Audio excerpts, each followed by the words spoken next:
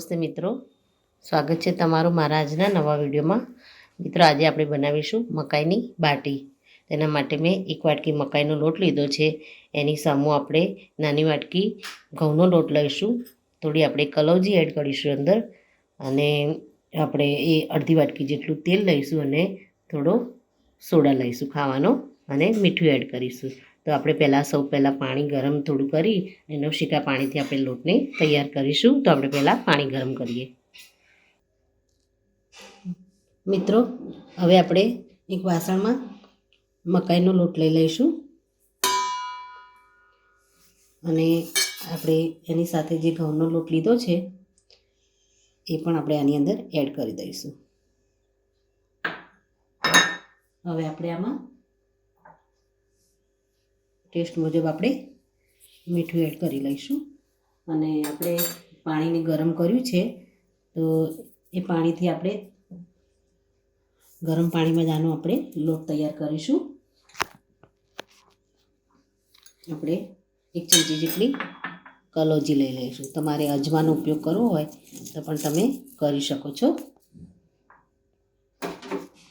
અને આપણે 1 ચપટી જેટલું આપણે સોડા લઈ લઈશું.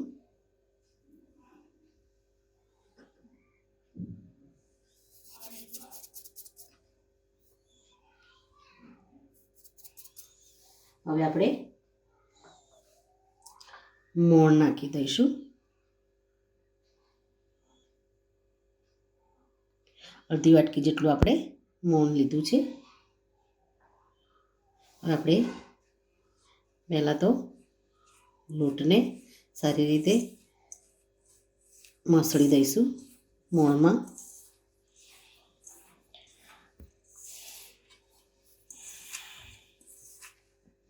આ રીતનું આપણે મુઠ્ઠી પડતું મોણ લીધું છે, જેથી આપણે મકાઈની બાટી છે એકદમ ક્રિસ્પી અને જલ્દી એવી સારી રીતે થઈ જાય. મિત્રો, હવે આપણે જે પાણી ગરમ કર્યું છે એને થોડું થોડું અંદર એડ કરી, અને આપણે બહુ હાર્ડ લોટ નહીં બાંધીએ અને બહુ સોફ્ટ પણ નહીં બાંધીએ, માપનો આપણે લોટ તૈયાર કરીશું.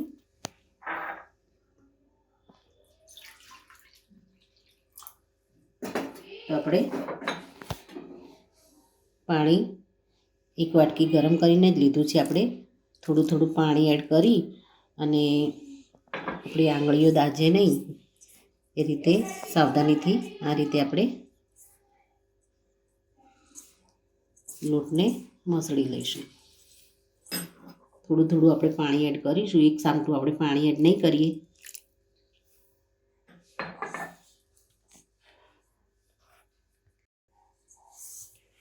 મિત્રો, આપણે પાણી એડ કરી દીધું છે. હવે આપણે લોટને આ રીતે મસળી અને તૈયાર કરીશું. જો લોટ હાર્ડ લાગે તો થોડું આપણે પાણી એડ કરીશું વચ્ચે. તો આપણે જે વાટકીના માપથી આપણે લોટ લીધો હતો એ વાટકીમાં જ આપણે પાણી લીધું છે, એટલે આપણે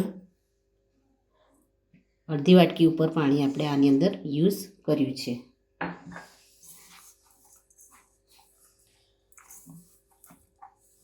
હવે આપણે આ લોટને રેસ્ટ આપીશું 15 થી 20 મિનિટ સુધી, અને આપણે થોડું મસળી અને ઢાંકી દઈશું. મિત્રો, આપણો લોટને આપણે રેસ્ટ આપીએ છીએ 15 થી 20 મિનિટ માટે. ત્યાં સુધી આપણે એક કુકરમાં મીઠું એડ કરી દઈશું, અને એના ઉપર આવું સ્ટેન્ડ મૂકી દઈશું, અને કુકરને ઢાંકી અને મીડિયમ ગેસ ઉપર આપણે એને 5 થી 10 મિનિટ માટે ચાલુ કરી દઈશું. જો વધારે ગરમ થશે તો વચ્ચે આપણે ગેસ બંધ કરીશું, પણ આપણે 5 થી 10 મિનિટ માટે ધીમા ગેસે ચાલુ કરીશું તો વાંધો નહીં આવે. તો એને આપણે પહેલાં કુકરને તપવા દઈશું. મિત્રો, આપણે લોટને ચેક કરી લઈશું. તો આપણો લોટ છે રેડી છે. આપણે મકાઈનો લોટ છે એટલે આ રીતે ફાટશે, એટલે ટેન્શન લેવાનું નહીં. ગ્લુટન ફ્રી હોય છે, કકરો લોટ હોય છે, એટલે એ થોડો આ રીતે ફાટે જ. તો મિત્રો એમાંથી આપણે લુવા વાળી દઈશું ગોળ ગોળ બાટીના સાઈઝના. આપણે કુકરને ગરમ કરવા મૂક્યું છે.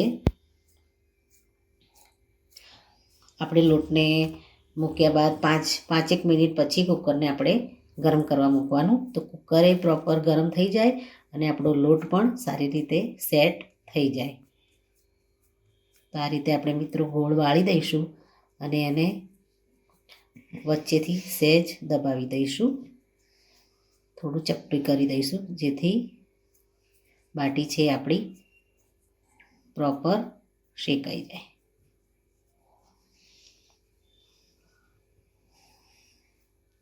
આ રીતે આપણે બધી બાટીને પહેલાં તો તૈયાર કરી દઈશું. મિત્રો આપણે બાટી રેડી કરી દીધી છે. હવે આપણે કુકરની અંદર સમાય એવી નાની ડીશ લઈશું અને એની અંદર બાટીને આપણે વચ્ચે વચ્ચે થોડું અંતર રાખી અને આ રીતે સેટ કરી દઈશું. જેટલી બાટી તમારી ડીશમાં સમાય એટલી તમારે મૂકી દેવાની અને ઉપર આપણે થોડું તેલ લગાવી દઈશું.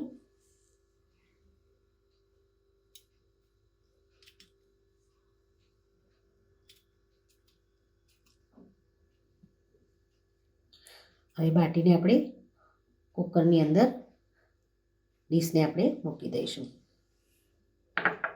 મિત્રો આપણે ડીશને કુકરમાં મૂકતી વખતે ખાસ ધ્યાન રાખવાનું, આપણને જે રીતે ઇઝી રહે એ રીતે આપણે હાથ ના બળે એ રીતે આપણે કુકરમાં ડીશને મૂકી દેવાની. હવે આપણે ઢાંકણાની સીટી કાઢી દીધેલી છે અને આપણે કુકરને ઢાંકી દઈશું અને 15થી 16 મિનિટ માટે આપણે હાઈ ફ્લેમ ઉપર આને થવા દઈશું. ત્યારબાદ આપણે ચેક કરશું. આપણે બાટીમાં ખાઈ શકાય એવા આપણે તવા ફ્રાય મરચાં બનાવીશું. બાટી તો આમ તો તમે દાળ સાથે કે સૂકી ભાજી સાથે કોઈ પણ વસ્તુ સાથે તમે ખાઈ શકો છો અને એની સાથે આપણે તવા ફ્રાય મરચાં જો ખાઈએ તો પણ ખૂબ જ સારા લાગે છે. તો મરચાંને આપણે મોટા મોટા જ આપણે રફલી કટ કરી લઈશું. આ રીતે વચ્ચે કટ લગાવી અને એને રફલી કટ કરીશું, જેથી મરચાં છે આંખમાં ઉડે નહીં. મિત્રો આપણે રોટલીનો તવો લઈશું, એમાં આપણે જીરું એડ કરી દઈશું અને થોડું આપણે તેલ એડ કરી દઈશું અને મરચાંને પણ આપણે આમાં એડ કરી દઈશું. મરચાંને આપણે તેલ સાથે શેકાવા દઈશું.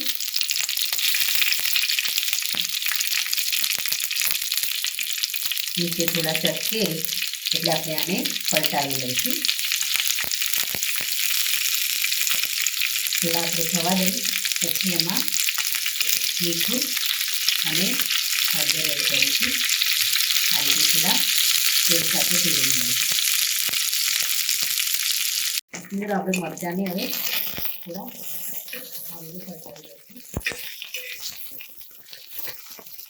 ઉપર આપણે મીઠું એડ કરી દઈશું અને ચપટી હળદર એડ કરી દઈશું.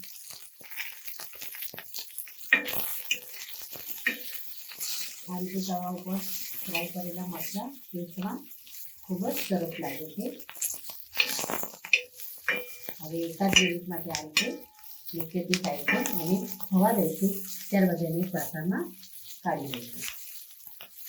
મિત્રો હવે 15 મિનિટ જેવું થઈ ગયું છે. આપણે કુકરને ચેક કરી લઈશું. તો મિત્રો તમે જોઈ શકો છો આપણી બાટી છે એકદમ સરસ એવી શેકાઈ ગઈ છે. હજુ જો આપણે આને 2-3 મિનિટ માટે આ રીતે પલટાવી અને મૂકી દઈશું. મિત્રો આપણે બાટીને પલટાવી અને 5 મિનિટ માટે પાછી શેકાવા દીધી છે, એટલે આપણી બાટી સરસ એવી શેકાઈ ગઈ છે. આને આપણે અલગ કાઢી લઈશું અને આમાં આપણે બીજી બાટી એડ કરી અને ઉપર તેલ લગાવી અને ફરીથી આને શેકાવા મૂકીશું. બાટીને શેકાતા કમસે કમ 20થી 25 મિનિટનો ટાઈમ લાગે છે. વચ્ચે તમારે એકાદ બે વાર ચેક કરવાનું. મિત્રો, આપણે બીજી બાટીને પણ તેલ લગાવી દીધું છે અને એને પણ આપણે શેકાવા માટે મૂકી દઈશું. 15 મિનિટ પછી પાછું આપણે ચેક કરીશું. આ રીતે બધી જ બાટીને તમારે શેકી લેવાની છે.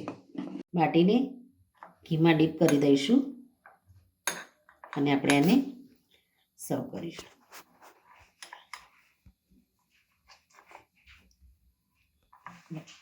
બધી જ બાટીને આપણે આ રીતે ઘીમાં ડીપ કરી અને સર્વ કરી લઈશું. તમારે વધારે ઘીમાં ડીપ કરવી હોય તો બાટીને આ રીતે થોડી વાર માટે પલાળી રાખવાની અને પછી એને બહાર લેશો તો બાટીમાં સારું એવું ઘી આવી જશે. મિત્રો, રેડી છે આપણી મકાઈ બાટી. આ ગ્લુટન ફ્રી હોવાથી આપણા શરીર માટે ખૂબ જ હેલ્ધી છે. તો તમે ઘઉંના લોટની બાટી બનાવો એના કરતાં તમે આ જે કકરા લોટની મકાઈની બાટી બનાવો તો એ આપણા સ્વાસ્થ્ય માટે ખૂબ જ સારું છે. તો મિત્રો, રેડી છે મકાઈ બાટી અને એને આપણે દાળ સાથે કે કોઈ પણ ચૂરમા સાથે કે ચટણી સાથે એને સર્વ કરી શકીએ છીએ. તો મિત્રો, આ સાથે મારો આ વિડીયો અહીંયા પૂરો થાય છે. મારો વિડીયો જો તમને ગમ્યો હોય તો લાઈક કરજો, શેર કરજો અને તમારી ચેનલ દેશી સ્પૂનને સબસ્ક્રાઈબ જરૂરથી કરજો અને કમેન્ટમાં જરૂરથી લખજો કે મારી આ રેસીપી તમને કેવી લાગી. ફરી મળીશું એક નવા જ વિડીયો સાથે. ત્યાં સુધી આવજો મિત્રો. Thank you.